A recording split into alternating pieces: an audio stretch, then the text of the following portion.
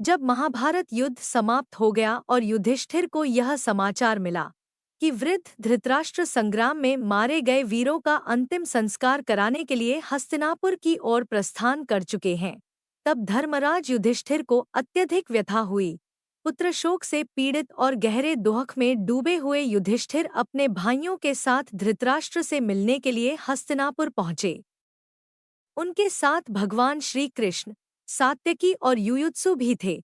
सहस्त्रों महिलाएं जो अपने पतियों, पुत्रों, भाइयों और अन्य परिजनों के खोने के शोक में डूबी हुई थी, करुण क्रंदन करते हुए युधिष्ठिर को चारों ओर से घेरकर कहने लगी, अहो राजन, आपकी धर्मनिष्ठा और दयालुता कहाँ चली गई? आपने अपने ताऊ, चाचा, भाइयों, गुरुपुत्रों और मित्रों का भी वध कर दिया। महाबाहो, पितामह भीष्म, द्रोणाचार्य और जयद्रथ जैसे महान योद्धाओं का वध करने के बाद आपके हृदय की स्थिति कैसी है? भरतवंशी नरेश, जब आप अपने ताऊ, चाचा, भाइयों, वीर अभिमन्यु और द्रौपदी के सभी पुत्रों को जीवित नहीं देख सकते, तो इस राज्य का आपके लिए क्या उपयोग है? इस प्रकार वे स्त्रियां विलाप करती रहीं और उनके क्रंदन से पूरा वातावरण करुणामय हो गया। धर्मराज युधिष्ठिर, जो पहले से ही गहरे शोक में थे, विलाप करती हुई इन स्त्रियों के बीच से गुजरे। उन्होंने अपने ताऊ, महाराज धृतराष्ट्र को श्रद्धापूर्वक प्रणाम किया। कुरुक्षेत्र के महासंग्राम ने हस्तिनापुर को शोक और विनाश के अंधकार में डूबा दिया था। अपने पुत्रों की मृत्यु के बाद महाराज धृतराष्ट्र भीतर से टूट चुके थे। उनके मन में शोक, क्रोध और प्रतिशोध की तीव्र भावनाएं उठ रही थी। विशेष रूप से वे भीम के प्रति क्रोधित थे, क्योंकि गदा युद्ध में भीमसेन ने उनके प्रिय पुत्र दुर्योधन का वध किया था। युधिष्ठिर अपनी धर्मनिष्ठता और करुणा के साथ धृतराष्ट्र को सांत्वना देने पहुंचे। उन्होंने बड़े ही विनम्र शब्दों में कहा, पिताश्री, जो कुछ हुआ वह विधि का विधान था। यह धर्म और अधर्म के बीच का युद्ध था। आपके पुत्रों ने जो किया उसका परिणाम यह होना ही था। कृपया अपने शोक को त्याग कर हमें आशीर्वाद दें। हम आपके प्रति सदैव समर्पित रहेंगे। युधिष्ठिर के ये शब्द सुनकर धृतराष्ट्र ने उन्हें गले लगाया, लेकिन उनका मन भीतर से अशांत था। उनके हृदय में उठ रही प्रतिशोध की ज्वाला भीमसेन को समाप्त करने की ओर प्रेरित कर रही थी। धृतराष्ट्र की मानसिक स्थिति को देखकर भगवान श्री कृष्ण पहले ही उनके मन के भाव समझ चुके थे। वे जानते थे कि शोक और क्रोध ने धृतराष्ट्र के विवेक को ढक लिया है और उनकी प्रतिशोध की भावना एक अनर्थ को जन्म दे सकती है। श्री कृष्ण ने स्थिति को नियंत्रित करने के लिए एक योजना बनाई। उन्होंने लोहे से भीमसेन की एक हूबहू प्रतिमा बनवाई, जो देखने में असली भीम जैसी लगती थी। यह प्रतिमा इतनी कुशलता से बनाई गई थी कि कोई भी उसे असली भीम समझने में भूल कर सकता था। श्री कृष्ण ने यह प्रतिमा धृतराष्ट्र के सामने प्रस्तुत करने की योजना बनाई, ताकि उनकी प्रतिशोध की आग शांत हो सके और असली भीमसेन सुरक्षित रहें। कुछ समय बाद धृतराष्ट्र ने भीमसेन को अपने पास बुलाने की इच्छा व्यक्त की।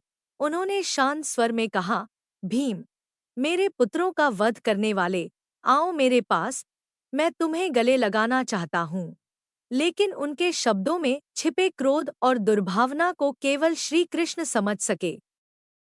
श्री कृष्ण ने सावधानीपूर्वक असली भीमसेन को पीछे हटा दिया और उनकी जगह लोहमयी प्रतिमा को धृतराष्ट्र के सामने कर दिया।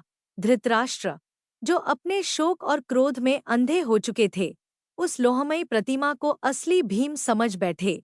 उन्होंने प्रतिमा को गले लगाया और अपनी पूरी शक्ति से उसे कसकर दबा दिया।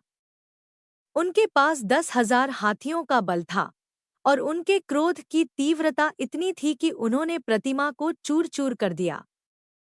प्रतिमा को तोड़ते समय उनकी छाती में गहरी चोट लगी और उनके मुंह से खून बहने लगा। वे पीड़ा और थकावट से जमीन पर गिर पड़े, मानो खिले हुए फूलों से भरा पारिजात का वृक्ष धराशायी हो गया हो। धृतराष्ट्र को इस स्थिति में देखकर उनके सारथी संजय तुरंत उनके पास पहुंचे। उन्होंने धृतराष्ट्र को सहारा देकर उठाया और शांत करने का प्रयास किया। महाराज, संजय ने शांत स्वर में कहा, आपने जिसे मारा वह असली भीम नहीं था। यह तो लोहे की एक प्रतिमा थी जिसे भगवान श्री कृष्ण ने आपके क्रोध को शांत करने के लिए यहाँ रखा था। संजय के शब्द सुनकर धृतराष्ट्र स्तब्ध रह गए। उन्होंने भारी स्वर में कहा, यह क्या हो गया? क्या मैं अपने ही परिवार के सदस्य को मारने चला था? कृष्ण, यह सब क्या है? श्री कृष्ण ने धृतराष्ट्र के पास जाकर गंभीर स्वर में कहा, महाराज, आपका शोक और क्रोध समझने योग्य है, लेकिन यह आपको अधर्म के मार्ग पर ले जा रहा था। आपके पुत्रों की मृत्यु उनके कर्मों का परिणाम थी। उन्होंने जीवन भर अधर्म और अन्याय का मार्ग अपनाया। यह युद्ध सत्य और असत्य, धर्म और अधर्म के बीच था। भीमसेन ने केवल धर्म का पालन किया। यदि मैं यह प्रतिमा नहीं रखता तो आपका क्रोध आपको भीमसेन को मारने पर विवश कर देता। यह आपके लिए और भी बड़ा पाप होता। इसलिए मैंने समय पर हस्तक्षेप किया। धृतराष्ट्र ने धीरे से पूछा, लेकिन कृष्ण, मैं इस शोक को कैसे सहन करूं? मेरे पुत्रों का वध हो चुका है। श्री कृष्ण ने उत्तर दिया, महाराज, यह सत्य है कि आपका शोक गहरा है, लेकिन इसे केवल धर्म के मार्ग पर चलकर ही समाप्त किया जा सकता है। अपने क्रोध और शोक को त्यागें। अब समय है कि आप अपने प्रजा के कल्याण के लिए अपने जीवन को समर्पित करें। आत्मचिंतन करें और शांति का मार्ग अपनाएं।